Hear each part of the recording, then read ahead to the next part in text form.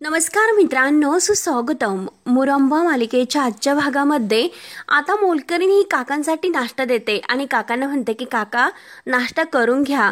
आणि तेवढ्यात तेथे घाईने पार्थ येतो. पार्थ लगेच आता काकांना जो नाश्ता दिलेला आहे तर तोच घेतो आणि खायला सुरुवात करतो.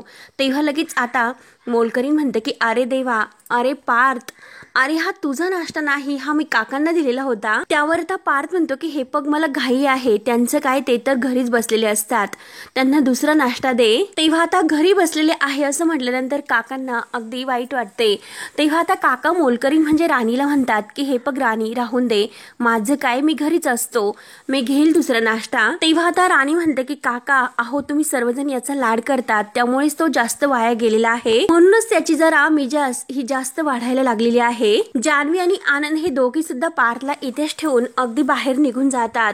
तेव्हा मात्र आता पार्थ हा जास्त शेपारलेला असतो. तेव्हा आता राणी असं म्हटल्यानंतर आता पार्थला खूप राग येतो. पार्थ आता लगेच अगदी आतमध्ये जाण्याचं नाटक करतो आणि जोरात राणीच्या पायावर पाय देतो.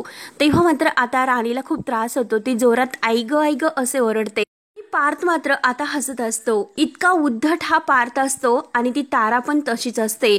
फक्त आता रमा आणि आरती या दोघींच्याच मुलींना चांगले एक वळण असते, कारण आरतीप्रमाणे आता ही अर्थ असते आणि रमाप्रमाणे आता ही आपली आरोही असते. राणीला खूप राग येतो. राणी म्हणते की काय करतोस.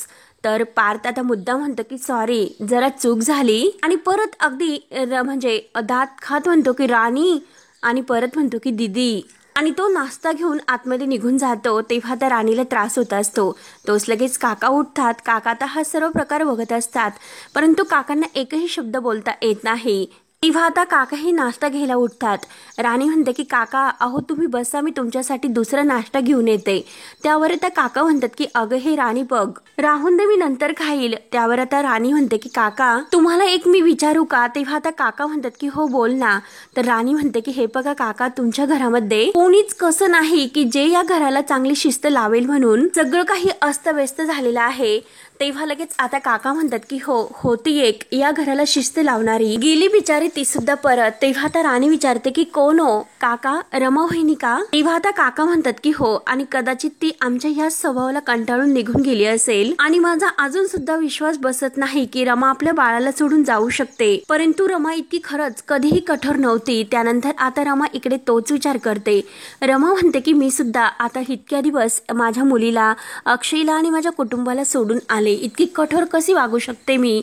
परंतु मी कठोर कधीही नव्हते, परंतु मला तसे वागावे लागले, कारण माझ्याकडे कोणताही पर्याय नव्हताच. त्यासाठी मला हे सर्व वागावेत लागले आणि सर्व सोडून इकडे यावे लागले. परंतु तरी सुद्धा मला माझ्या बाळाची आठवण येते, यांची आठवण येते, सगळ्यांची मला आठवण येते. माझं बाळ कसं असेल, माझी आठवण तिला येत असेल का, कसे असतील ते दोघे जण, घरातील सगळेजण कसे असतील, म्हणून आता सगळ्यांची काळजी रमाला लागते. आणि रमाला प्रत्येक क्षणाला आपल्या कुटुंबाची आठवण येत असते. आपल्या मुलीची आणि अक्षयची तर खूपच आठवण येते. बहुतेक ते मला विसरले सुद्धा असतील, आणि माझ्या लेकीला माझ्याबद्दल काय वाटत असेल, मी तिला का सोडून गेले, आणि तिला बहुतेक माझा राग येत असेल, आणि खरंच सॉरी, माझ्याकडे पर्याय नव्हता. म्हणून रमाला आता खूप वाईट वाटतं की आपली मुली आपल्याबद्दल काय विचार करत असेल. त्यानंतर मात्र आता इकडे अक्षयला बँकमधून फोन येतो. बँकचे जे काही बँक मॅनेजर असतात तर ते फोन करतात आणि म्हणतात की मिस्टर अक्षय मुकादम, एका आठवड्यातील एक दिवस तर आता संपलेला आहे, त्यामुळे पुढचे फक्त 6 दिवस राहिलेले आहेत. 6 दिवसात मात्र तुम्हाला हे घर सोडावं लागेल. तेव्हा आता अक्षयला खूप टेन्शन येते. अक्षय म्हणतो की सर जरा ऐकून घ्या, मी तुम्हाला सांगतो. परंतु आता ते मॅनेजर लगेच फोन कट करतात. अक्षयला एकही बोलण्याचा चान्स ते देत नाही. आणि तेवढ्यात इरावती येते. इरावती म्हणते की अक्षय अरे काय झाले. तेव्हा आता लगेच अक्षय म्हणतो की हे बघ, अगं आरू मला दररोज प्रश्न विचारते की आई कुठे आहे. रोज मला ती तिच्या आईबद्दल विचारते. काय सांगू मी तिला आत्या, आणि कसं मी हे सर्व हँडल करू, तूच सांग मला. तेव्हा आता लगेच इरावती मनात म्हणते की त्या आरोहीला आता मला नीट समजावं लागेल, कडक शब्दात. तिला आता हे सांगावं लागेल की अक्षय समोर रमाचं नाव केव्हाही घ्यायचं नाही, कारण रमाची आठवण आल्यानंतर अक्षयला सुद्धा त्रास होतोय हे इरावतीच्या लक्षात येते. आणि अक्षयला तर रमाची आठवण न येऊन देण्यासाठी आता इरावती चांगलंच आता धमकवण्याचा प्रयत्न करते। तेव्हा आता इरावती अक्षयला म्हणते की अरे हे फक्त ती मोठी होती हे खरं आहे, परंतु जेव्हा ती तुझ्यासमोर रमाचं नाव काढते तेव्हा तुला खरंच खूप त्रास होतोय आणि तू लगेच आता तिच्यावर चिडतो आणि तुला मात्र ती घाबरत असेल। तेव्हा आता अक्षय म्हणतो की हे बघ, मला सुद्धा हे कळत नाही की मी इतका का चिडत असेल, कारण हे वेगळ्या पद्धतीने सुद्धा मला हँडल करता येईल आणि तसे मला हँडल करावे लागेल, परंतु नशीब माझं की बऱ्याच दिवसापासून माझी आता चिडचिड झालेली नाही। आता इरावती हे सर्व ऐकून घेते आणि आता मनात म्हणते की कारण मी तुला औषध दिले नाही, कारण आता रमाची जी काही आठवण येऊ नये, अक्षयची चिडचिड आता होण्यासाठी आणि अगदी त्याला त्रास होण्यासाठी आता ही इरावती त्याला सुद्धा औषध देत असते आणि विचारते की अरे तू आता फोनवर कुणाशी बोलत होता, तर अक्षय म्हणतो की बँक मॅनेजर होते आणि ती अक्षयला म्हणते की बस मी तुझ्यासाठी कॉफी घेऊन येते आणि आता ते औषध कॉफीमध्ये टाकण्यासाठी मुद्दाम इरावती आत जाते आणि अक्षयला आता शुगरचा त्रास असतो, पण तरी सुद्धा तिने आता साखर टाकून कॉफी केलेली असते आणि कॉफीमध्ये काहीतरी मिक्स तिचं औषध असते। तेव्हा मात्र आता अक्षय आता म्हणजे साखर त्याला घेतली तर इतका त्रास होत असतो, परंतु इरावती त्याच्या कॉफीमध्ये साखर मुद्दाम टाकते, अगदी त्याच्याकडे बघून हसते सुद्धा आणि त्यामध्ये आता ती गोळी सुद्धा मिक्स करते। खूप दिवसापासून मी तुझ्या या कॉफीत गोळ्या टाकले नाही म्हणून तू चिडचिड केली नाही अक्षय, आता एक गोळी टाकते आणि त्यावर आणखीन दुसरी टाकते आणि परत ते गोळ्यांचं पॉकेट आहे तर ते आपल्या साडीच्या पदरामध्ये अगदी घट्ट बांधून ठेवते आणि ती कॉफी कपमध्ये ओतते।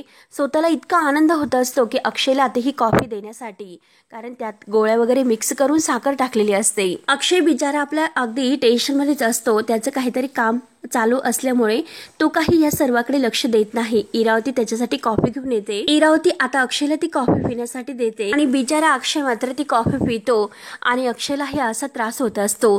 त्यानंतर आता इकडे साई हा आपल्या कॅबिन मध्ये असतो आणि तेवढ्यात आता तो आता एका तेथील म्हणजे सरांशी बोलत असतो आणि तेवढ्यात मात्र तिथे रमा येते आणि रमा लगेच आता त्यांना गुड मॉर्निंग वगैरे करून म्हणते की आपण सेफसाठी जी जाहिरात दिली होती तिचं काय झाले। तेव्हा आता साई म्हणतो की यस मॅम, मी तेच चेक करतोय। तेव्हा आता जे अर्ज आलेले आहेत तर ते अर्ज रमाच्या हातात दिले जातात। रमा ते सर्व चेक करते, परंतु ते बाजूला टेबलवर ठेवून देते। साई विचारतो की काय झाले मॅम। तेव्हा आता रमा म्हणते की हे असले अर्ज मला नकोय, अस्सल चव मला हवी आहे। मार्केटमध्ये जशी हॉटेल असतात, जसे चकचकीत आणि म्हणजे असे व्यवस्थित अन्न असते, तेथील अन्न खाल्ल्यानंतर ना पोट भरते आणि ना मन। आणि हे जे अर्ज आलेले आहेत ना, हे सगळे अर्ज तसले आहेत। मला मनापासून जेवण करणारी आणि समोरच्याला अगदी खाऊ घालणारी अशी वृत्ती असणारी व्यक्ती मला हवी आहे। तेव्हा आता साई म्हणतो की हो तुमचं बरोबर आहे, परंतु इतकं करेक्ट काम करणारी लोक आजकाल भेटतात तरी कुठे। तेव्हा आता रमा म्हणते की हे बघ साई, जगामध्ये आई वडील सोडून सगळं काही मिळते, नवीन जाहिरात द्या आणि ही जाहिरात महाराष्ट्रभर पोहोचली पाहिजे आणि त्यात तुम्ही असं लिहा की शाळेच्या कॅन्टीनसाठी एका शेफची गरज आहे, तर कुटुंबाच्या राहण्याची व्यवस्था होईल आणि जर नोकरी हवी असेल लहान मुलांसाठी एक डबा करून पाठवावा लागेल। तेव्हा आता साई विचारतो की आता लहान मुलांचा डब्बा कशासाठी।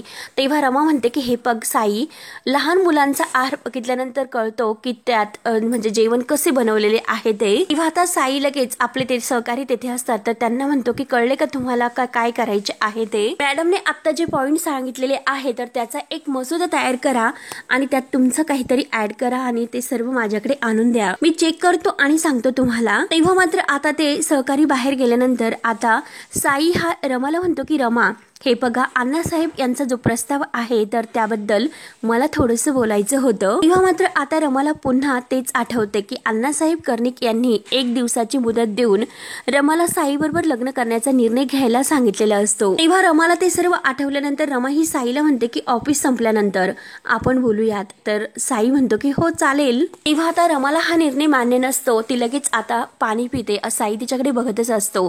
तेव्हा आता रमा साईला म्हणते की हे बघा लायब्ररीचं काम चालू आहे, जरा मी बघून येते। साई म्हणतो की हो चालेल। रमा आता मुद्दाम बाहेर जाते कारण तिला हा विषय नको असतो।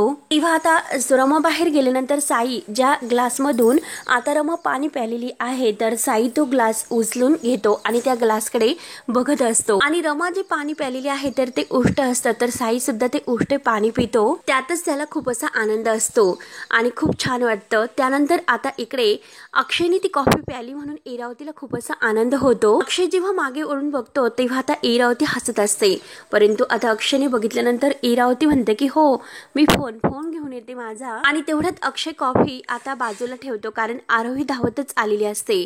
आरोही आता म्हणते की बाबा, आणि लगेच अक्षयच्या गळ्यात ती हात घालून मिठी मारते.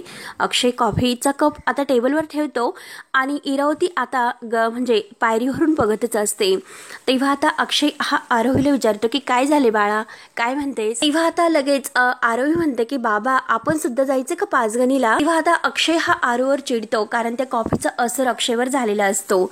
आता तो म्हणतो की आरू तुझं काय चाललं, खबरदार पुन्हा पाचगणीचं नाव काढशील तर काही कोणी तुला कुठेही घेऊन जाणार नाही, कळत नाही का तुला, तू लहान आहे का आता मोठी झालीस ना तू, आणि हे असले प्रश्न विचारून मला भंडावून सोडू नकोस. आई कधी भेटणार, पाचगणीला केव्हा जायचं, मला हे द्या मला ते द्या. आता इरावती हे सर्व बघून तिला तर हसू येत असते. आणि रागाने मात्र अक्षय आरोहीला स्कूल बॅग घेऊन येण्यासाठी सांगतो. बिचारी आता शांत असते आणि धावतच मात्र आता ती इतकी हर्ट झालेली असते आणि आपली स्कूल बॅग आणायला जाते. तेव्हा आता अक्षय खूपच चिडलेला असतो आणि परत ती कॉफी पिऊन घेतो. तेव्हा आता इरावती इतकी खुश होते आणि मनात म्हणते की वा खरंच इतकी मज्जा आली मला हे सर्व बघण्यासाठी, आणि स्वतःची खूप आता हसते. त्यानंतर बिचारी आरोहीला इतकं वाईट वाटतं. ती लगेच रूम मध्ये येते, तर रूम मध्ये आता अर्थ असते, स्कूल बॅग वगैरे आता ती भरत असते आणि तेवढ्यात आरोही रडतच आत येते. तेव्हा आता आरोही ही म्हणजे रडतच येते, तर अर्थ ओळखते. अर्थ म्हणते की आरू तुला काका ओरडला ना ग. तेव्हा लगेच आता इरावती आत येते. इरावती म्हणते की हो तो ओरडणारच, तू काय केलं आरू, तू आईचं नाव काढलं ना बाबांसमोर. तेव्हा आरोही रडतच हो असं म्हणते. तेव्हा मात्र आता इरावती अर्थाकडे बघते आणि आरोहीला उचलून घेते आणि आरोहीला म्हणते की हे बघ मी तुला कित्येक वेळेस सांगितलं की आता बाबांपुढे आईचं नाव काढायचं, तर आता आरोही म्हणते की नाही. आणि इरावती म्हणते की अगं बाबाला त्रास होतो, चिडचिड करतो तो, आरडा ओरड करतो, आणि मग तुला बाबा सुद्धा सीमा आजी सारखा वेडा झालेला बघायचा आहे का, आरडा ओरड करताना बघायचा का. त्यामुळे हे बघ मी तुला सांगते की यापुढे आता घरामध्ये आईचं नाव काढायचं नाही. आता आरोहीला खरंच खूप अगदी आपल्या बाबांची काळजी लागते आणि तिला असं वाटतं की खरंच बाबांना जर काही झाले तर बिचारी आता लहानच असते.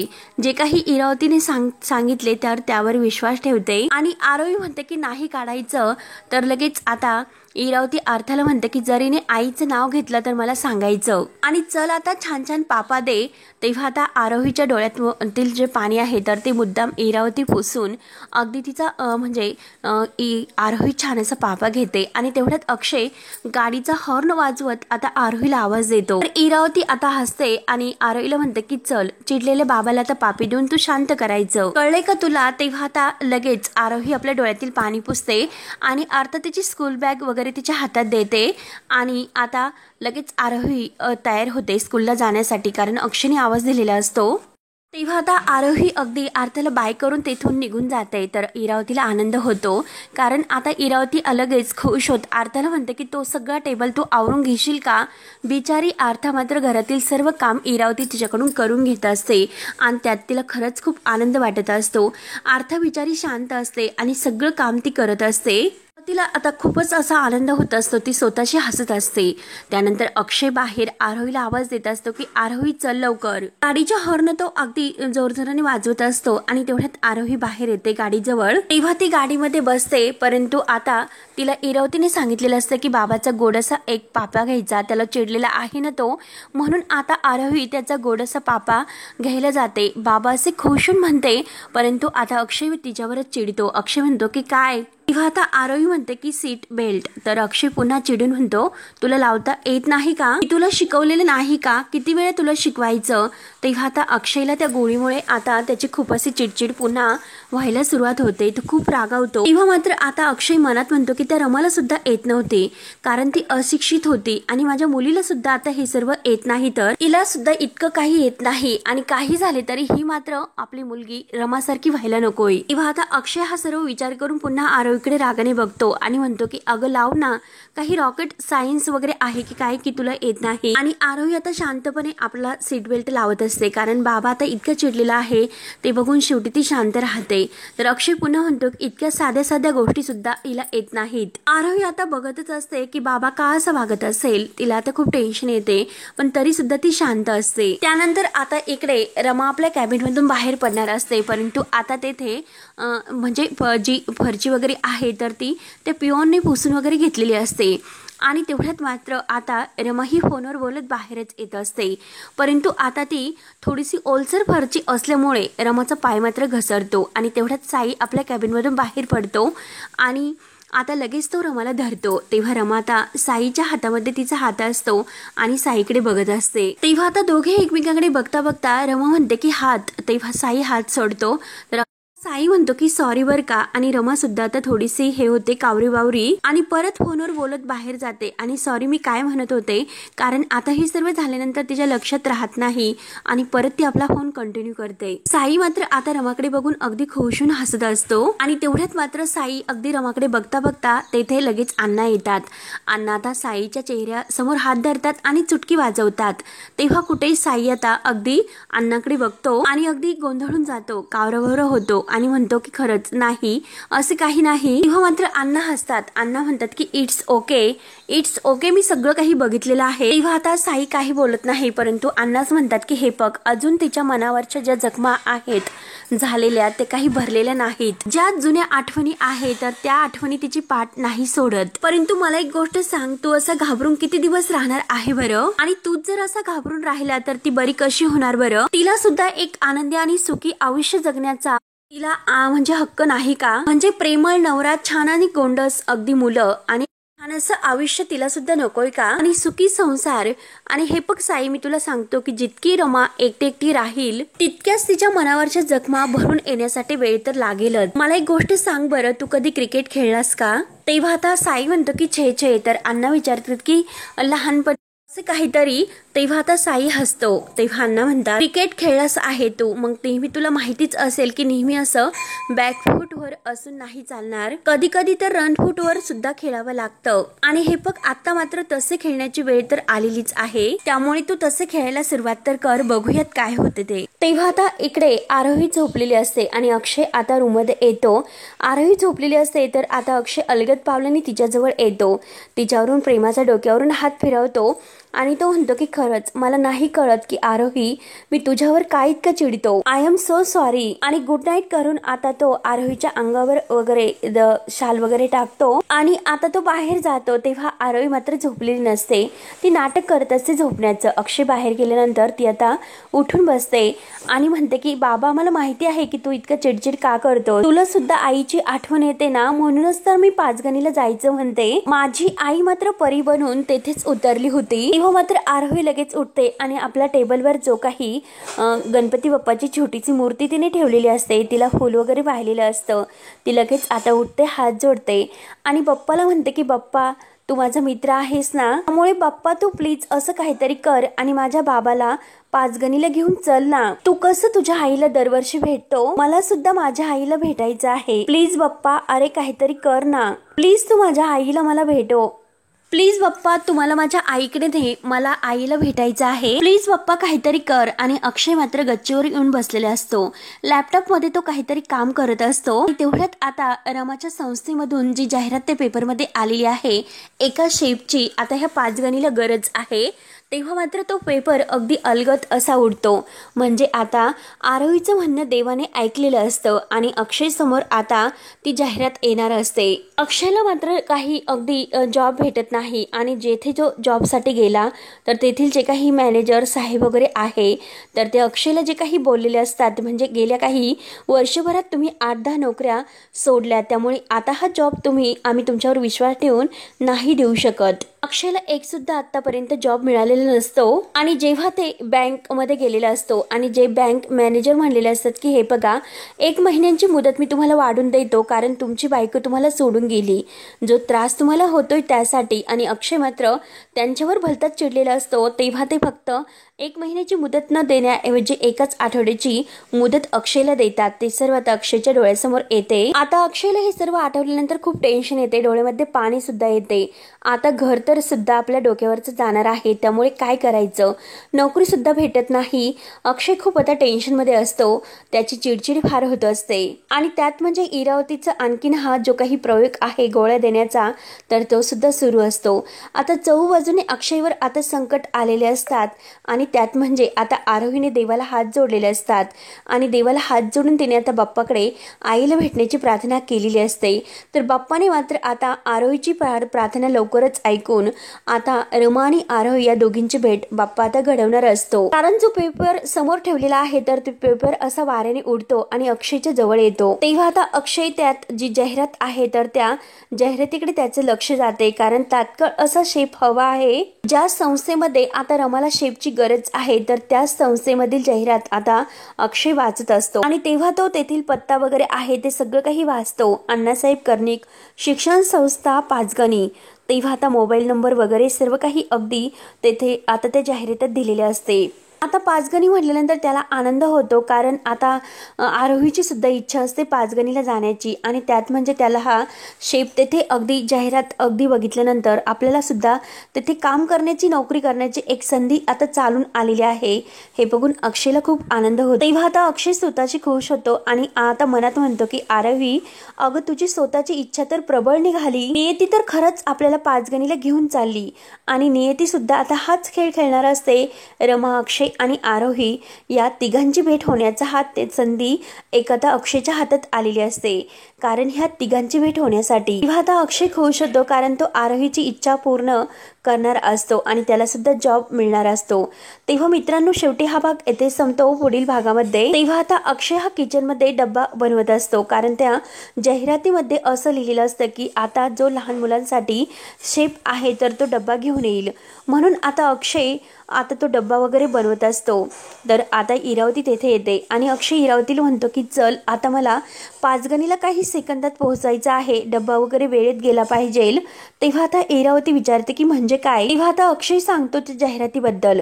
शाळेच्या कॅन्टीनमध्ये त्यांना शेफ हवा आहे आणि जर मला आज हा जॉब मिळाला तर तेथे राहण्याची सुद्धा सोय आहे असे इरावतीला सांगितल्यानंतर इरावतीला तर आता त्रास होतो, तिला टेन्शन येते.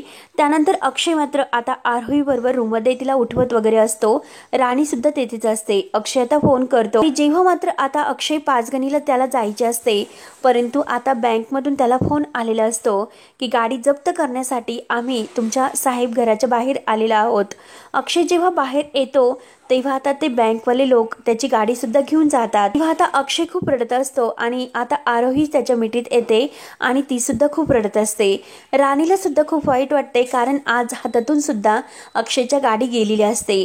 त्यानंतर आता इकडे रमा मात्र वॉचमन काकांना विचारत असते की काय झाले. तेव्हा आता वॉचमन काका म्हणतात की अहो, एक माणूस आला होता डब्बा घेऊन.